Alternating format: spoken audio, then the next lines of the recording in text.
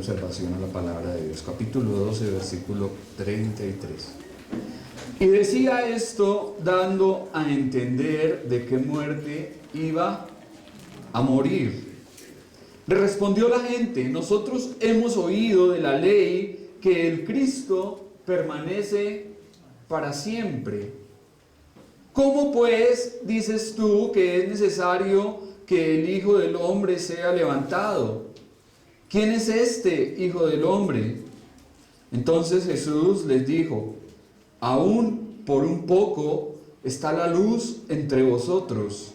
Andad entre tanto que tenéis luz, para que no os sorprendan las tinieblas. Porque el que anda en tinieblas no sabe a dónde va. Entre tanto que tenéis la luz, creed en la luz, para que seáis hijos de luz. Amén.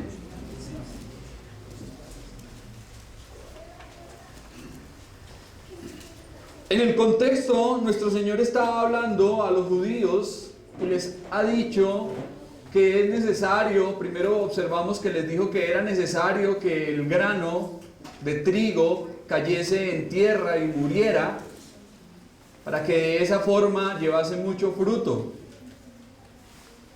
Ahora vimos también que les dijo: es necesario que el Hijo del Hombre sea levantado. Y decíamos que ese ser levantado significa ir a la cruz, ser levantado en la cruz del Calvario. Hablábamos de que solamente por medio de la muerte de nuestro Señor Jesucristo vendría la vida y la salvación a los hombres. Entonces observamos que en el versículo 33 dice: y decía esto dando a entender de qué muerte iba a morir. Este comentario de nuestro evangelista aparece para dejar claro el significado de las palabras de Jesús al referirse ser levantado de la tierra. Una traducción más literal sería: y esto decía señalando con qué clase de muerte estaba a punto de morir, haciendo especial referencia a su levantamiento en la cruz. Jesús precisaba de qué forma iba a morir. Ahora notemos que nuestro Señor sabía perfectamente qué clase de muerte le esperaba. Sabía que no iba a ser por medio de apedreamiento, ni de decapitación, y tampoco por la hoguera. Sabía que lo que le aguardaba era ser levantado en la cruz. Ahora, este pasaje nos muestra una vez más la omnisciencia del Señor. Él sabía qué clase de muerte iba a sufrir. Sabía que no moriría de viejo en una cama, ni tampoco por un accidente. Sabía que sería levantado en el madero maldito. En Deuteronomio 21 vemos que cualquiera que fuese colgado en un madero se consideraba maldito por Dios o condenado por Dios. Cristo en la cruz nos redimió de la maldición de la ley, hecho por nosotros maldición. La condenación y la maldición que merecíamos por quebrantar y desobedecer la ley de Dios, la ley divina, Jesús la sufrió en nuestro lugar.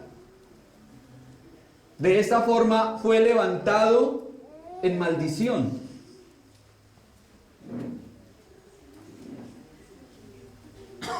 Y esa sería la forma en que glorificaría al Padre y atraería a los hombres a sí mismo. ¿Quién se iba a imaginar que por medio de una muerte tan cruel y horrorosa vendría la vida eterna.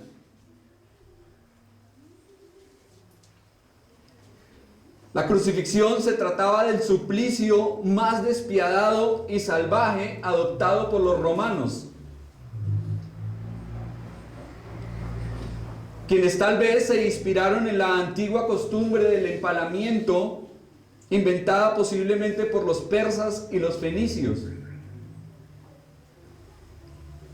Lo horrible de la muerte por crucifixión se debía en parte al intenso dolor causado por la flagelación y los clavos.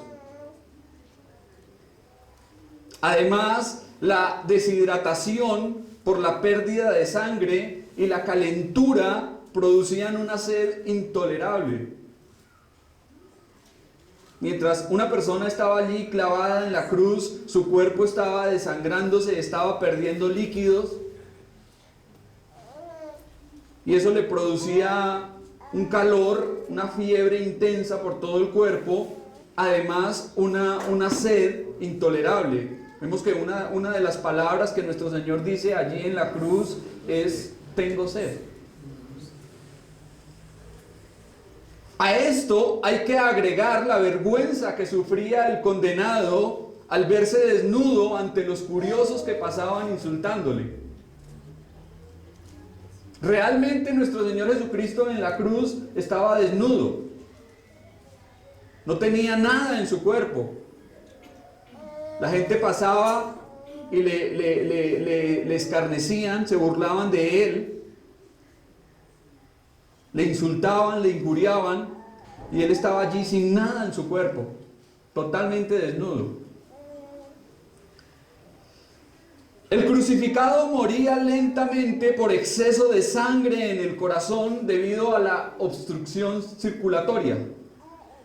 Estaba en una posición en donde la sangre no podía llegar a todas partes, el corazón seguía bombeando, y llegaba a un punto en que el corazón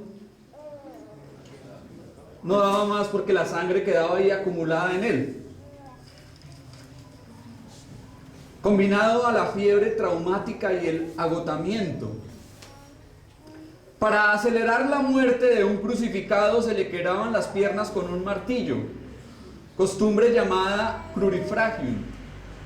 Pasaba un hombre, metía la lanza, observaba si el condenado ya se encontraba muerto. Si todavía había vida en él, sacaba el martillo y le partía los huesos, le partía las piernas para acelerar la muerte.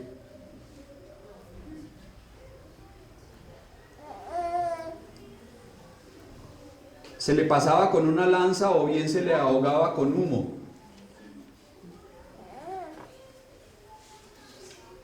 Entonces podemos tener un poquito en mente lo que se trataba la cruz. Era lo más horroroso. Una muerte salvaje, cruel, brutal, inventada por los romanos. Y pues para muchos algo tan ignominioso se constituía en tropiezo y locura como medio de salvación. ¿Quién se iba a imaginar que por medio de una cruz Jesús salvaría a los hombres? Aún muchos están rechazando violentamente la idea de salvación por medio de una cruz. Un Mesías muriendo de una forma tan humillante y vergonzosa no encajaba en la mente de muchos. ¿Qué clase de Mesías es este? Que viene a salvarnos muriendo de semejante forma. Mas para nosotros los que hemos creído, ¿qué es la cruz? Para nosotros es la prueba más grande de la gracia, la misericordia, el amor y la compasión divina. La manifestación más excelsa del amor de Dios. Porque fue por medio de esa cruz que Dios vino a salvarnos, muriendo en nuestro lugar. Alguien dijo, un cristianismo barato, sin una cruz, será el final de un cristianismo inútil, sin una corona. ¿Para qué sirve un cristianismo sin una cruz? Para nada. Para nosotros fue en la cruz donde se llevó a cabo nuestra redención. Y por eso damos gracias al Señor por haber estado dispuesto a ir a esa cruz. Versículo 34. Le respondió la gente: nosotros hemos oído de la ley que el Cristo permanece para siempre. ¿Cómo pues dices tú que es necesario que el Hijo del Hombre sea levantado? La afirmación y preguntas en este texto revelan la ambigüedad y perplejidad de la multitud, que no podía comprender ni entender cómo es que el Hijo del Hombre iba a ser levantado para morir, y menos en una cruz. Inevitablemente reaccionaron con sorpresa incrédula. ¿Cómo se podía relacionar al Hijo del Hombre con una cruz?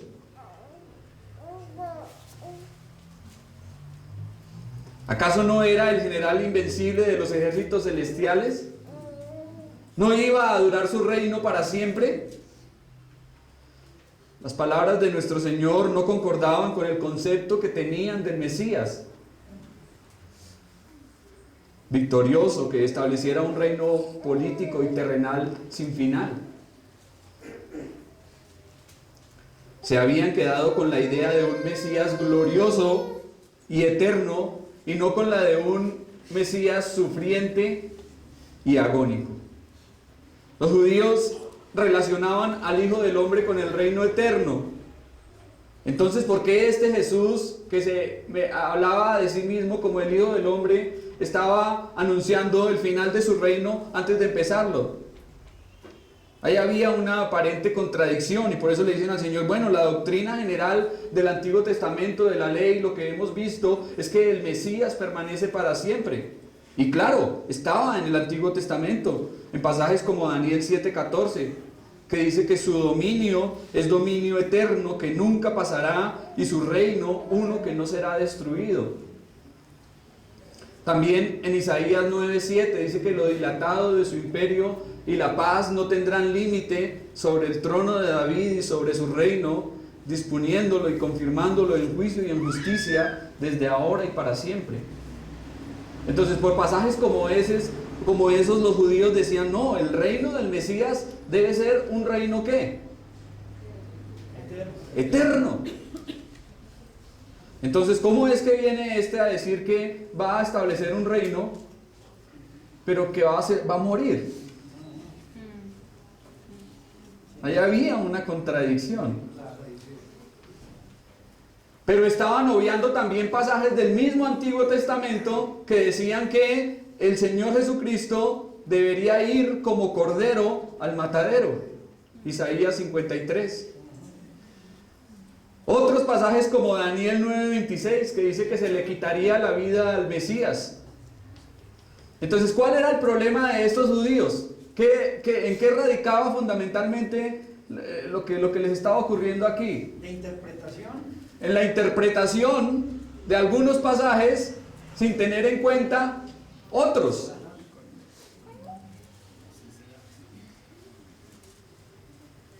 El problema de muchos radica esencialmente en que desean a un Cristo conforme a sus deseos, a un Jesús que se amolde a sus gustos. Entonces vemos que actualmente muchas iglesias se complacen en presentar a un Cristo que habla de sanidades, de milagros, de prosperidad, de bendición económica, y la gente: uy, ese es. Pero ¿qué pasa cuando se les habla de un Cristo que ordena aborrecer sus vidas? De negarse a sí mismo y tomar su cruz. Entonces esa clase de Cristo ya no gusta, porque ya no se amolda a mis deseos. Hace poco leí, la iglesia moderna está produciendo gente apasionada, con cabezas vacías, quienes aman al Jesús que no conocen. Muchas iglesias están llenas de gente apasionada, sí, Jesús, Jesús, Jesús, pero mencionan a un Jesús y hablan de un Jesús que desconocen completamente. No es el Jesús de la Biblia, no es el Jesús que nos presenta la palabra de Dios desde Génesis hasta Apocalipsis. Y aquí vemos el contraste entre tú y nosotros, que aparece en este versículo. Nosotros hemos oído de la ley, dices tú. Pues, ¿cómo dices tú? O sea, hay un contraste entre nosotros y tú. Y es como si le dijeran estos judíos al Señor, qué pena, pero tú no cumples con las expectativas que tenemos. Tú no eres el Mesías que se nos ha enseñado, el Mesías de quien se nos ha hablado, que va a establecer un reino eterno, que nos va a liberar, que nos va a dar la libertad nacional, que nos va a sacar de la opresión. Tú no eres esa persona. Nosotros hemos escuchado algo de este Mesías, pero tú no correspondes a él. Explícanos cómo puede ser eso. ¿Cómo puede llegar a ser esa contradicción? ¿Cómo es posible entenderlo? Y lo que no podían entender y no querían aceptar era que el Mesías debía sufrir antes de morir.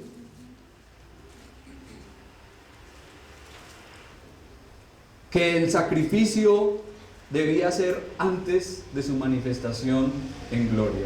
Primero el Señor debía ir a la cruz antes de ir al trono.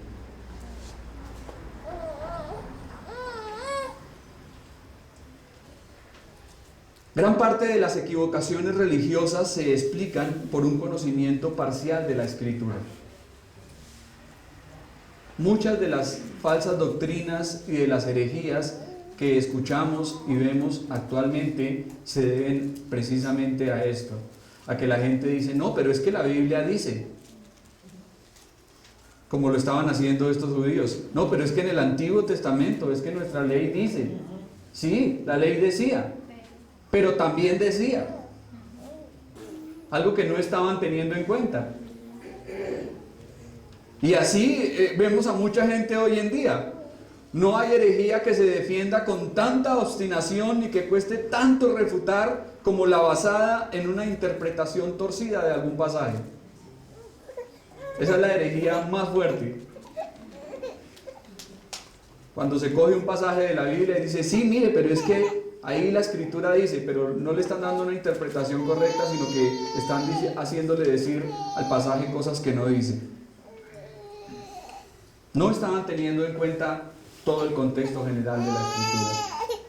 Se quedaron solamente con los pasajes que hablaban del Mesías que les convenían, pero no con todo lo que decía acerca de él. Versículo 35. Entonces Jesús les dijo, aún por un poco está la luz entre vosotros.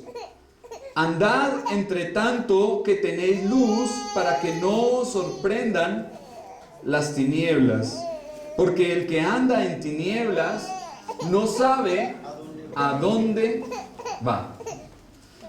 Entonces, aquí nuestro Señor no contesta la pregunta de estos judíos. Simplemente la pasa por alto. Como diríamos coloquialmente, a palabras necias, oídos sordos. Y nuestro Señor responde con una advertencia solemne del peligro en que se hallaban si despreciaban la breve oportunidad que tenían mientras Él estaba entre ellos. Por consiguiente, emplea la imagen de la luz del día y la importancia de caminar y viajar mientras haya luz. Es obvio que al hablar de la luz, nuestro Señor se está refiriendo ¿a quién? Recuerdan que ya en capítulos anteriores el Señor había dicho, yo soy la luz del mundo, y el que me sigue no andará en tinieblas. Yo, la luz del mundo, solo voy a estar entre vosotros por un poco más. El día está llegando a su final y pronto el sol se pondrá. Aprovechen el tiempo, apresúrense a creer. Porque si continúan aborreciendo la luz,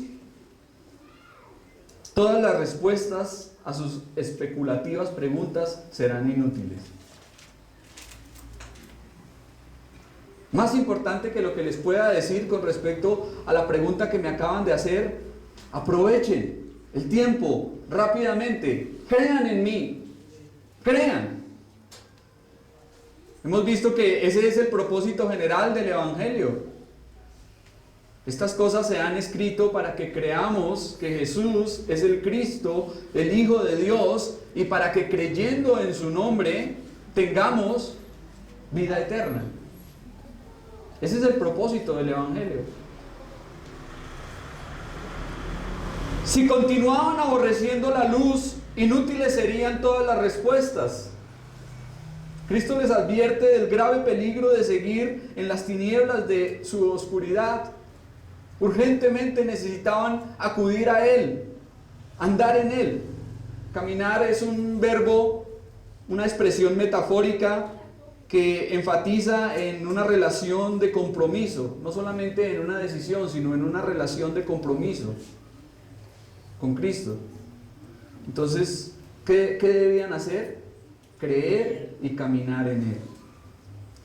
No había tiempo que perder en objeciones ni en preguntas que a nada conducían. Se trataba de una cuestión solemne que les demandaba una manera distinta de comportarse. Debían buscar su refugio en la luz. El Señor les dice: aprovechen el tiempo. Aún por un poco está la luz entre vosotros. Andad entre tanto que tenéis luz.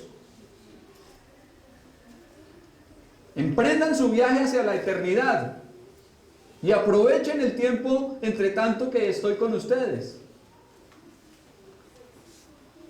Eso les está diciendo. Ahora, ¿cómo está la persona espiritualmente hablando? ¿Cómo está una persona sin Cristo? Muerta en delitos y pecados, pero ¿cómo más? En tinieblas, en oscuridad, no sabe a dónde va. Dice que el que está sin Cristo no sabe en qué tropieza. Todo en su vida son tinieblas.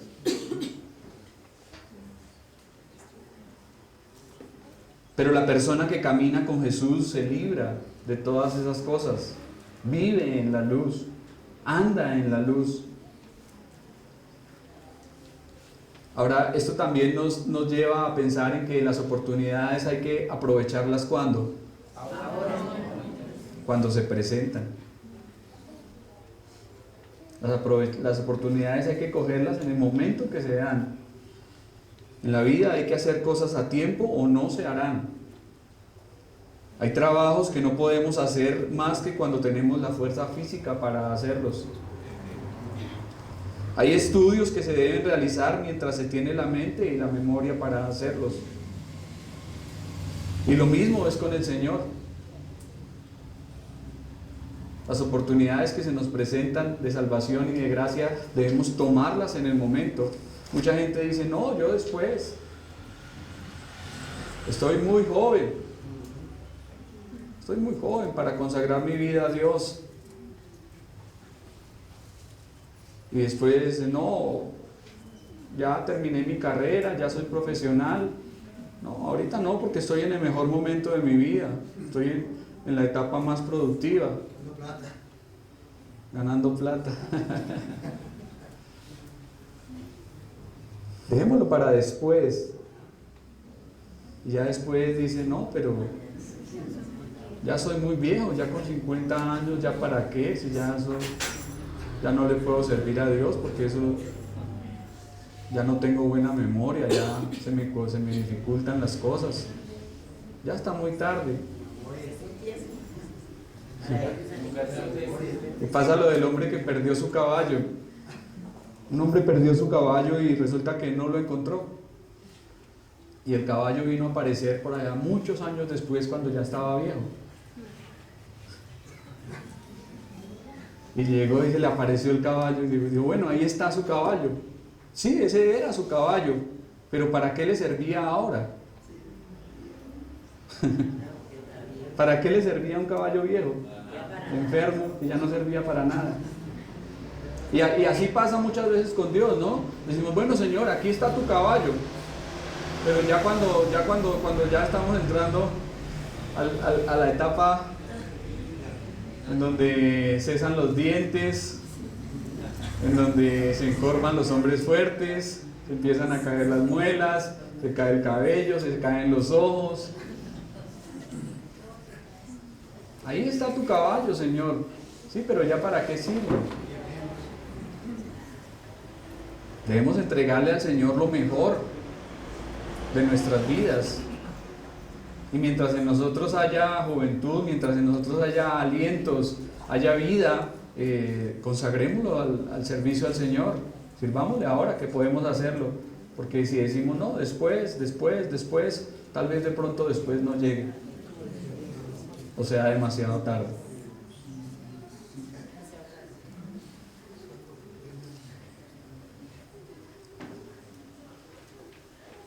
Andad entre tanto que tenéis la luz. Equivale a decir, hagan por sus almas lo que haría un viajero inteligente para llegar con bien al final de su viaje. Partid en el viaje hacia la eternidad, como ya lo dije. Aprovechen el tiempo. Levantaos y poneros en marcha mientras me tengáis cerca brillando entre vosotros.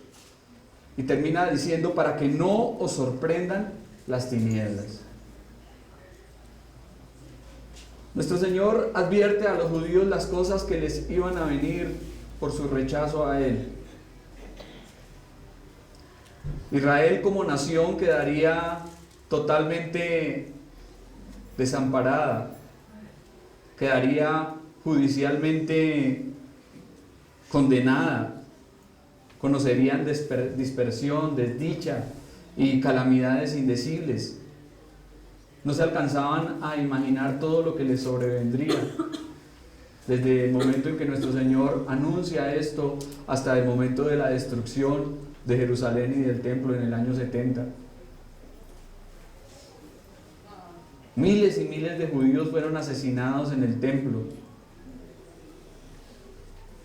La gente gritaba, los atravesaban con espadas y con lanzas. Los sacerdotes profanaron ese lugar, lo derribaron, lo quemaron. No quedó piedra sobre piedra que no fuese removida, tal como el Señor lo había profetizado. Y en ese momento los judíos allí, siendo masacrados y asesinados dentro del templo, decían, la gloria se ha ido. Y Cabot, sin gloria. La gloria se ha ido. La gloria que en algún momento había llenado ese lugar, la presencia de Dios ya no estaba. ¿Por qué? Porque el Señor dice, he aquí vuestra casa os es dejada desierta. No me volveréis a ver, Jerusalén, hasta que digáis, bendito el que viene en el nombre del Señor.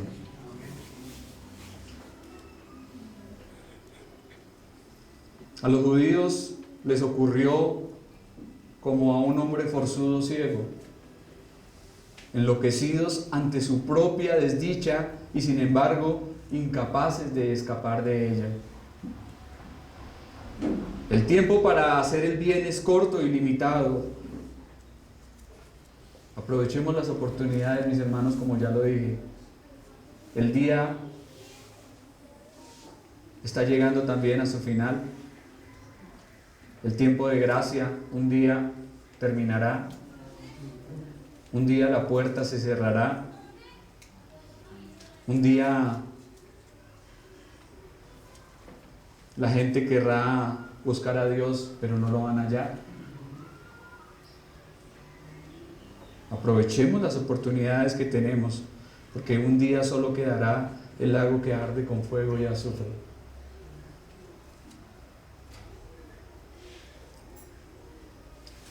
Tal vez como iglesia no hemos aprovechado las oportunidades ni andado en la luz como deberíamos haberlo hecho. Y debemos reconocerlo.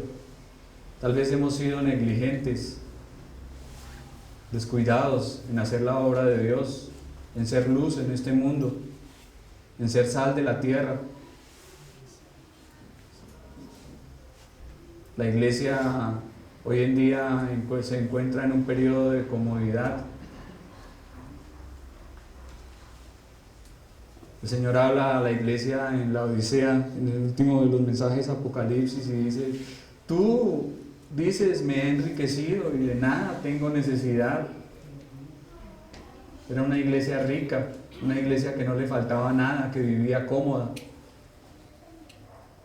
Pero el Señor, mirándola con su mirada omnisciente, le dice: pero tú no sabes que eres pobre, ciego, miserable, desventurado y desnudo.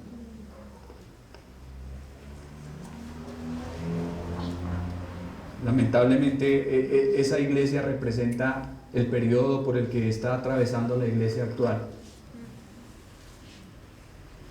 Una iglesia cómoda, una iglesia que no quiere renunciar a nada, que no quiere dejar de vivir bien para sacrificarse por Cristo. Vemos que la iglesia primitiva en el Antiguo Testamento, ¿cómo era? ¿Cómo eran los discípulos en el Antiguo Testamento, en el principio de la iglesia, perdón? ¿Cómo era la iglesia primitiva? La iglesia naciente. Perseguidos, encarcelados, quemados, apedreados, vituperados. Por causa de Cristo iban hasta donde les tocara, llevaban el evangelio, seguían predicando.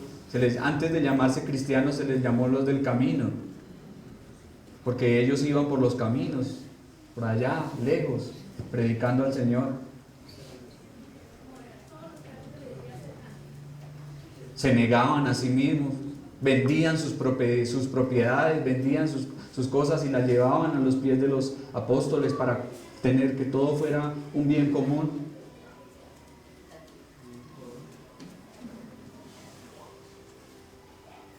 Y esa fue la iglesia por la que nuestro Señor inicia toda su iglesia. Pero podemos pensar hoy, la iglesia es muy poco lo que hace. Y siendo sinceros y honestos, es muy poco lo que hacemos. Casi nada. Vivimos en una comodidad que nos tiene ahí tan bien que no queremos salir de ella. Y estamos dispuestos a renunciar a muy poco por causa del Señor. Un antiguo teólogo dijo acertadamente que la esencia misma del infierno será el recuerdo de las oportunidades perdidas y mal utilizadas. Mucha gente en el infierno tendrá ese recuerdo. Uy, yo tuve esta oportunidad. ¿Por qué no lo hice? Y eso será uno de los castigos más fuertes en ese lugar. El remordimiento, el cargo de conciencia, el poder haber hecho algo y no haberlo hecho. Termino con el versículo 36. Entre tanto que tenéis la luz, creed en la luz para que seáis hijos de luz. Aquí el Señor dice: creed en la luz. Antes había dicho: andad en la luz. ¿Hay diferencia entre creer y andar? ¿Habrá diferencia? ¿O serán la misma cosa? ¿Sí o no? Una conlleva a la otra. Si yo creo, ando en la luz. Creer es un verbo en el presente imperativo que significa seguir creyendo. Y demuestra que la fe salvífica no es algo solamente ocasional, sino que es una fe perseverante, una fe constante y permanente. Es una fe que sigue creyendo. ¿Cuándo necesitamos creer? Todo el tiempo. Todo el tiempo necesitamos creer y seguir creyendo. Y aquí es como si el Señor les dijera: otra vez os ruego que creáis en mí como la luz del mundo mientras sigo en vosotros. Mientras estoy con ustedes, crean en mí. Si nos damos cuenta, el tema de Jesús como la luz del mundo en este evangelio ha sido constante y reiterativo. ¿Recuerdan que empezó a hablar de Jesús como la luz del mundo en el capítulo 1? En el principio era el verbo, y el verbo era con Dios, y el verbo era Dios. ¿Sí? Aquella luz verdadera vino al mundo. Desde el comienzo del Evangelio, Juan empieza a hacer énfasis en que Jesús es la luz. Lo dice en capítulo 1, capítulo 3, capítulo 5, capítulo 8, capítulo 9, capítulo 11 y aquí en el capítulo 12 que estamos observando. Se habla de Cristo como la luz del mundo. Porque la oscuridad y la luz son realidades espirituales contrastadas. Así como hay gente que está en la luz, también hay otros que continúan viviendo en tinieblas. Y nuestro Señor añade la finalidad, creer, por lo cual dice: para que podáis ser mis hijos.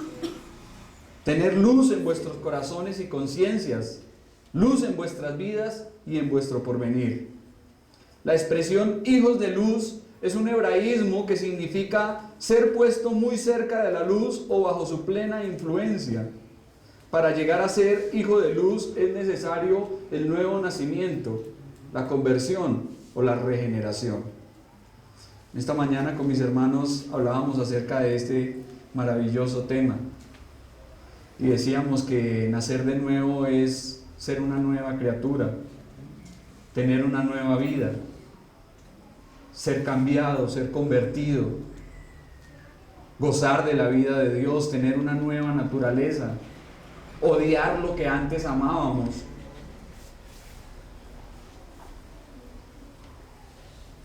Todo eso implica haber nacido de nuevo,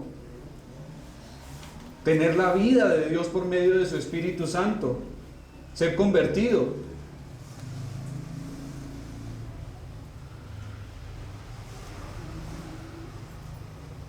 Y terminaba preguntándole a mis hermanos: ¿será que hemos nacido de nuevo? ¿Será que el nuevo nacimiento es importante para el bautismo? Para todo. Porque el Señor le dice a Nicodemo: si no nacieres de nuevo, no puedes ver el reino de Dios. Si no nacieres de nuevo, no puedes entrar en el reino de Dios. Y el énfasis que le hacía a mis hermanos en esta mañana lo hago también a la iglesia. ¿Ya ha nacido usted de nuevo?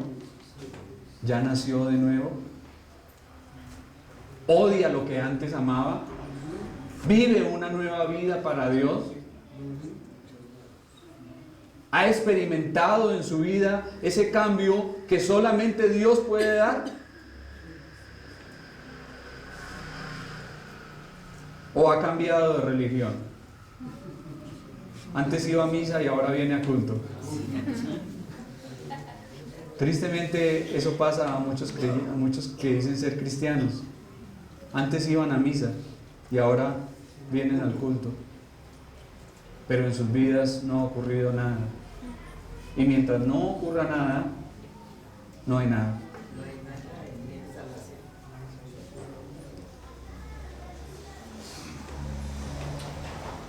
Y termina el texto diciendo: y estas cosas habló Jesús y se fue y se ocultó de ellos.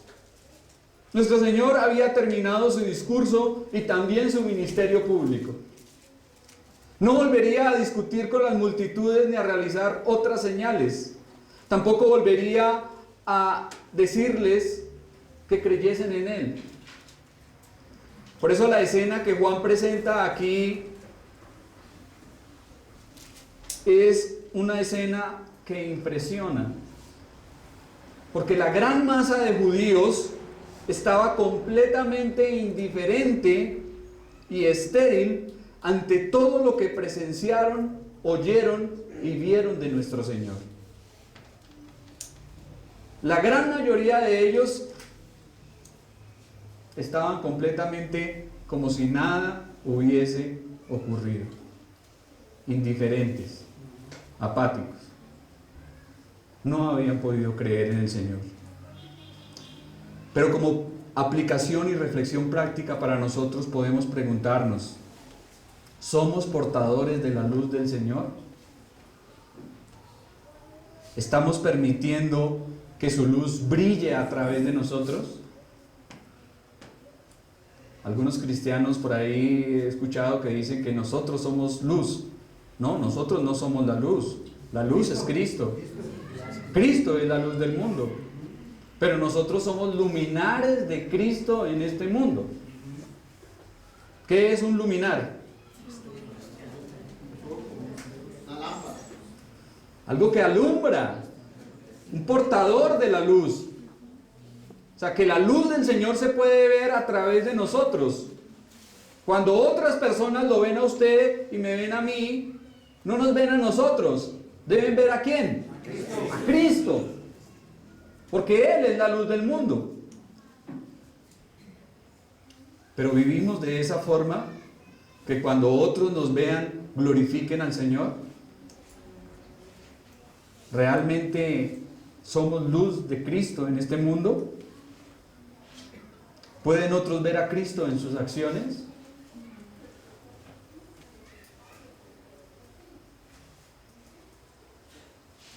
¿Andamos como hijos de luz o todavía las tinieblas y la oscuridad nos atraen?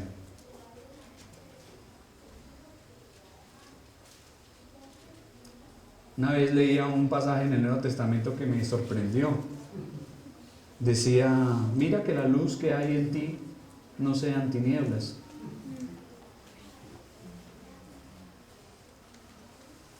Y eso es un llamado a cada uno a examinarnos. ¿Vivimos realmente como luz del Señor? ¿Somos luminares de Cristo en este mundo? ¿O todavía la luz que hay en nosotros es tinieblas? Por Él.